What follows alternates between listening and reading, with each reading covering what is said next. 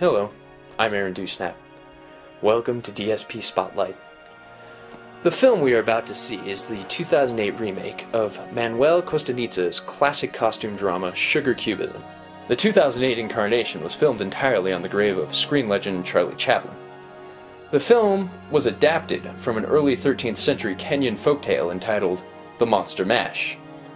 The tale included wolves, ships, and lots of women, all of which were in short supply during the Black Plague. The first adaptation was written in honor of Boss Tweed and was performed for him on his 21st birthday. Now, the adaptation was originally entitled Footsteps Through the Swan's Fallow Marsh.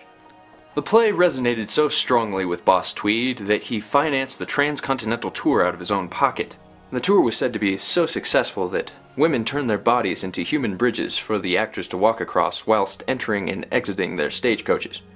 However, the tour came to an abrupt end in the infamous Tampa Bay tragedy, in which several of the actors were consumed by a pack of skunk ape. The play was revived 13 years later in the form of the smashing Broadway production Carpetbagger. Carpetbagger also starred the then prolific Leon Punchinello. I remember Carpetbagger. Carpetbagger was a painful experience for me because, really back then the sanitary conditions of the theaters around there where we performed it were not as high as they are today. Carpetbagger was an unprecedented spectacle. Many audiences described it as a bloodbath, with hours of senseless burlesque intermingled with alcoholism and stock car racing. Truly a story ahead of its time.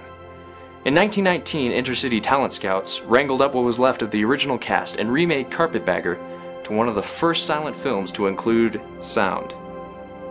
Under its new title, Sugar Cubism, the film toured around Europe.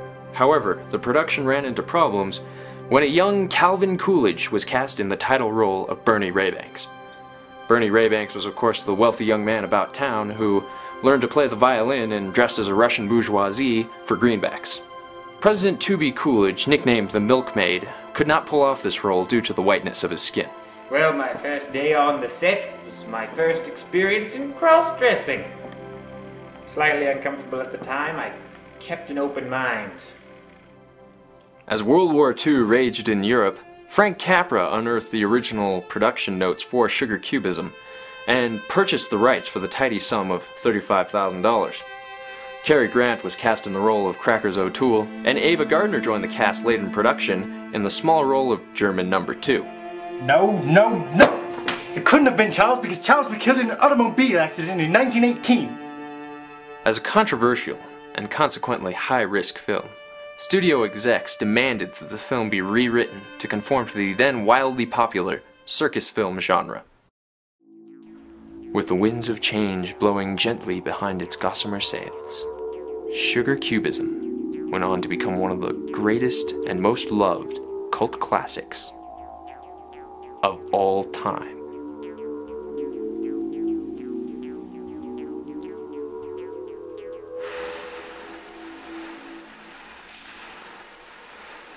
And now on to the 1942 classic Sugar Cubism, starring Cary Grant and Michelangelo Badio as a woman.